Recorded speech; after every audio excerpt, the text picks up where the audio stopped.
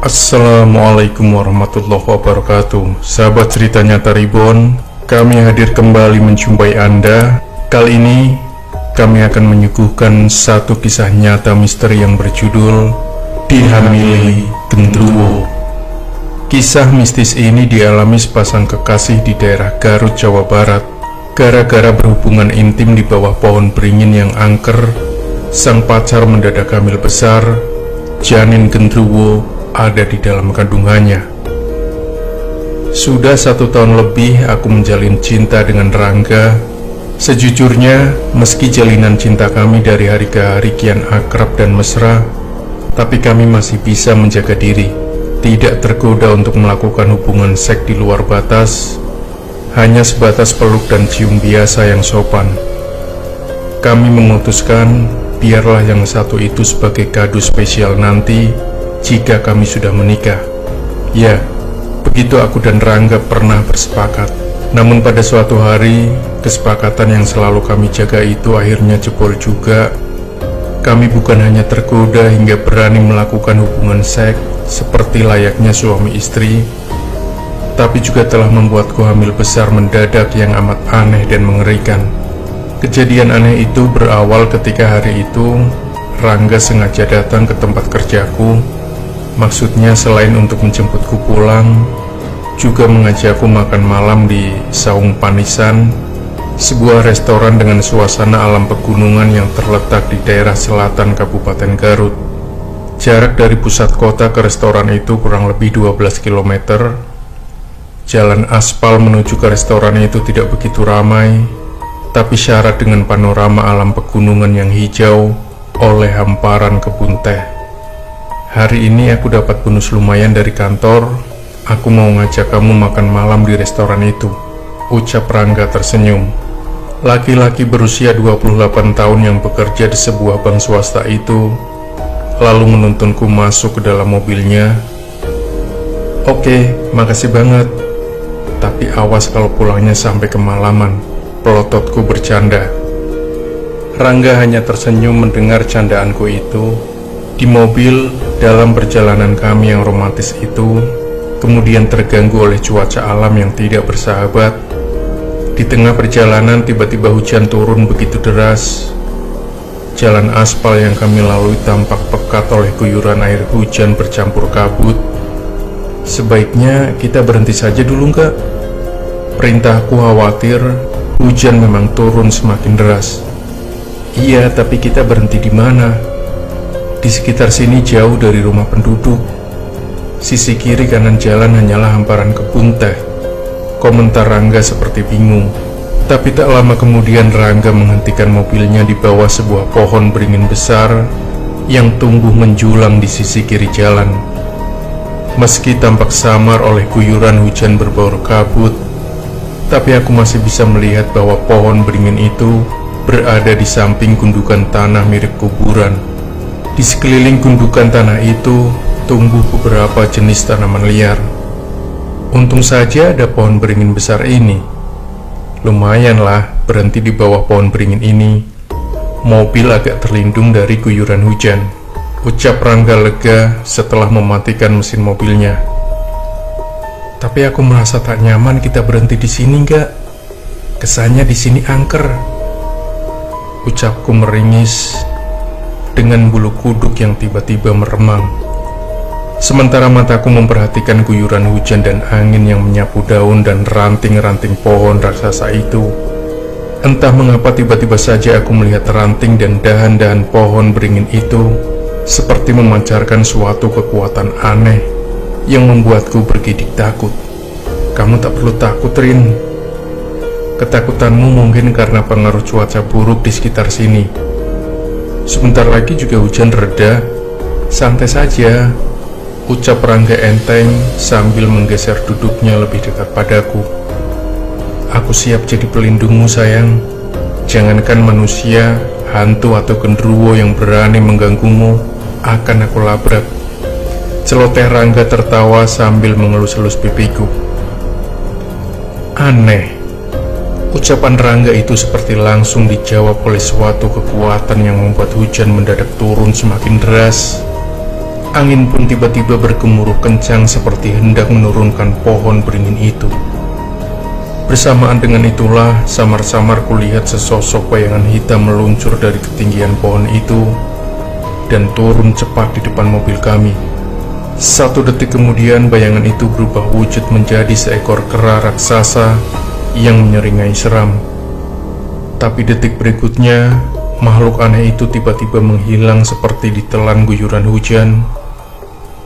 Anehnya, Rangga yang duduk di sampingku seperti tak melihat apa-apa. Malah bersamaan dengan menghilangnya makhluk itu, Rangga kemudian menghujani wajahku dengan ciuman dan kecupan liar, bahkan di bibir dan leherku.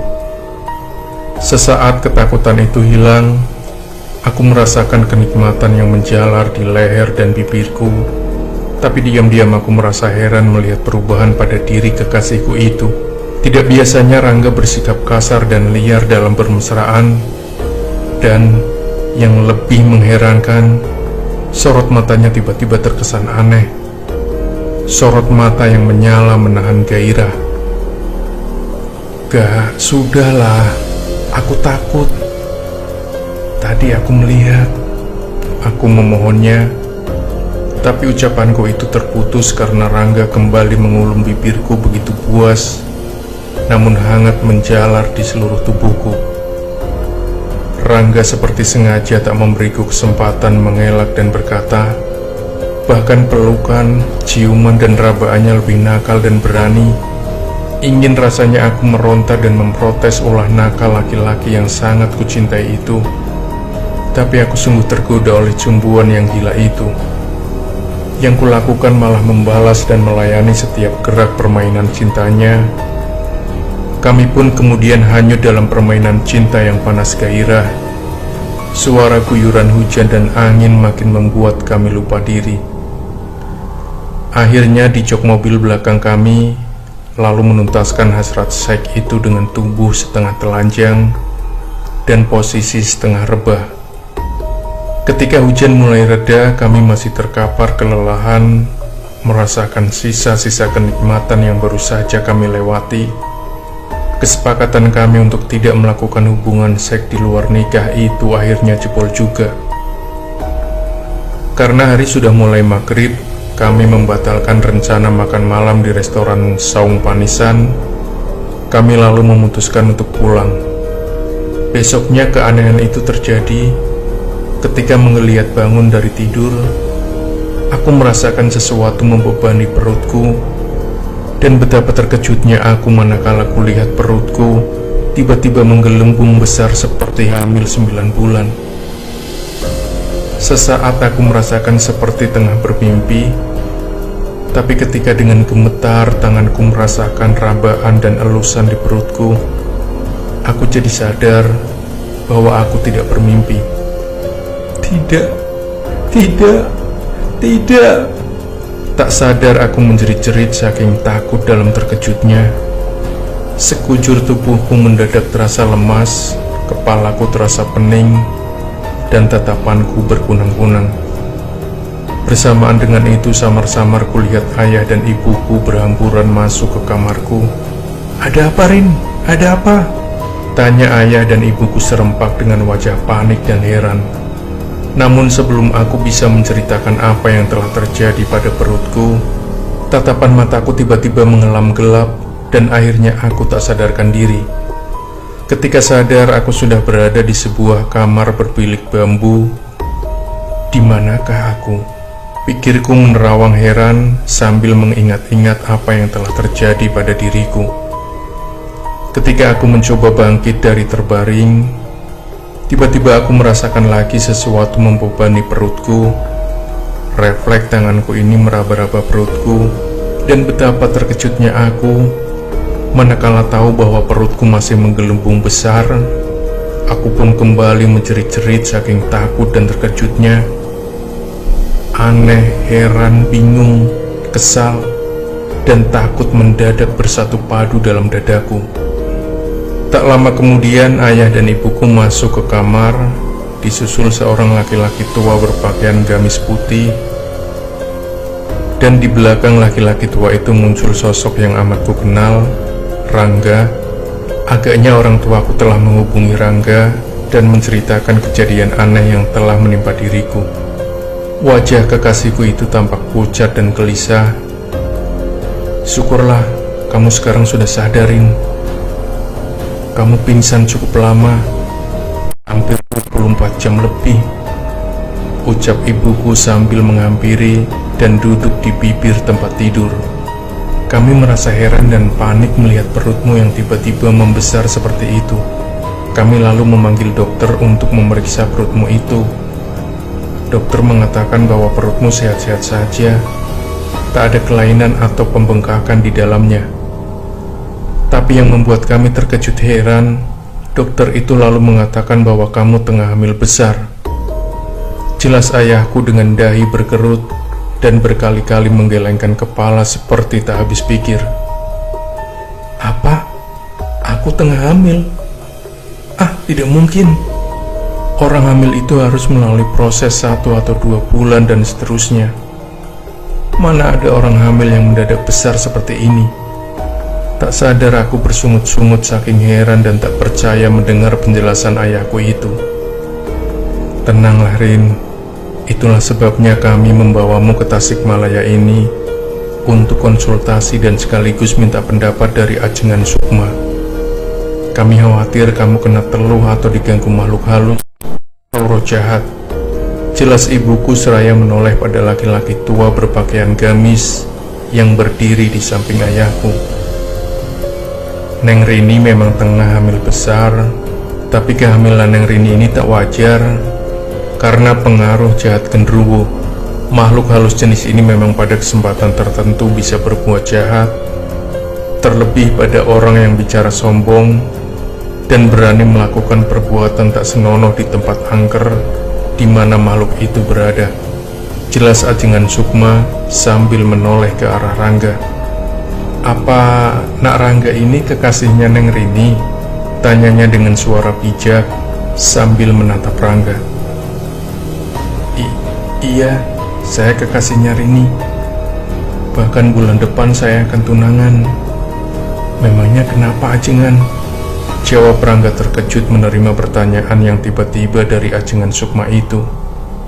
Ajengan Sukma menarik napas panjang, mengulum senyum, lalu, "Maaf, menurut peneropongan mata batin saya, Nak Rangga dan Neng Rini pernah melakukan hubungan intim di tempat angker. Kalian tahu, sewaktu kalian melakukan hubungan itulah makhluk halus itu datang dan menyusup ke dalam jiwa Nak Rangga dan ikut merasakan kenikmatan hubungan yang dirasakan Nak Rangga. Sekali lagi, maaf kalau terawangan batin saya ini salah." Kontan ayah dan ibuku saling tatap mendengarnya. Ada ketidaksukaan di wajah mereka mendengar bahwa aku dan Rangga telah berbuat sejauh itu. Sementara aku dan Rangga tertunduk mendengarnya. Penjelasan Ajengan Sukma itu bukan hanya membuat kami malu dan makin membuatku ketakutan, tetapi juga telah menghantar ingatanku pada kejadian-kejadian aneh sewaktu aku dan Rangga hendak pergi ke restoran saung panisan itu. Bukankah ketika itu mobil kami berhenti di bawah pohon beringin besar yang terkesan angker? Ketika itu juga aku sempat melihat sesosok makhluk aneh mirip kera raksasa dan merasakan keganjilan pada diri Rangga saat berhubungan seks denganku. Diam-diam aku membenarkan penjelasan Ajengan Sukma yang panjang lebar itu. "Lalu apa yang harus kami lakukan, Ajengan?" "Apapun syaratnya, saya akan siap. Yang penting perut kekasih saya ini bisa kempis seperti sedia kala," ucap Rangga seolah tak sabar. Wajah tampannya bersemu merah karena menahan malu. Ajengan Sukma tidak menjawab. Laki-laki berusia 62 tahun itu lalu mengambil suatu bungkusan dari atas lemari di pojok kamar. "Taburkan serbuk panyinglar ini di tempat kalian berhubungan intim waktu itu. Tapi sebelumnya kalian harus melakoni beberapa syarat. Pertama, kalian harus bertaubat dengan melakukan sholat sunnah taubatan nasuha, lalu berpuasa selama 3 hari berturut-turut, dan setiap malamnya kalian harus mewiridkan sholawat sebanyak 333 kali. Insya Allah, perut Neng Rini akan mengempis seperti semula. Jelas ajengan sukma panjang lebar. Begitulah, usai melaksanakan syarat yang disebutkan itu, aku dan Rangga lalu pergi ke tempat di mana pohon beringin besar itu berada, dan kami melakukan hubungan badan di dalam mobil yang terparkir di bawahnya. Sambil membaca sholawat, kami lalu menaburkan apa yang disebut ajengan sukma sebagai serbuk penyinglar yang bentuknya mirip tepung putih itu di tanah sekeliling pohon beringin. Setelah serbuk gaib itu kami taburkan, suatu keajaiban pun berlangsung. Bersamaan dengan selesainya kami menaburkan serbuk itu, tiba-tiba dari ranting-ranting bagian atas pohon beringin itu mengepul asap hitam yang kemudian membentuk suatu gulungan besar. Sesaat gulungan asap hitam itu bergerak-gerak ke sana kemari, namun kemudian membumbung ke angkasa dan akhirnya menghilang di telan mega. Aneh, bersamaan dengan menghilangnya gulungan asap hitam itu, tiba-tiba perutku yang masih menggelembung besar itu mengempis seperti sedia kala. Alhamdulillah, ucapku dan Rangga sambil berpelukan dalam suasana haru dan bahagia. Tak ada kata-kata yang bisa menggambarkan kebahagiaan kami saat itu, selain memanjatkan puji syukur kehadirat Allah Subhanahu wa Ta'ala. Hari itu juga aku dan Rangga sepakat untuk menemui orang tuaku dan meminta maaf pada mereka, sekaligus memohon restu mereka karena kami akan menikah bulan depan. Demikian sahabat cerita nyata Reborn, sebuah kisah nyata misteri, persembahan dari kami. Jangan lupa kembali nantikan kisah terbaru dari kami selanjutnya. Sampai jumpa. Wassalamualaikum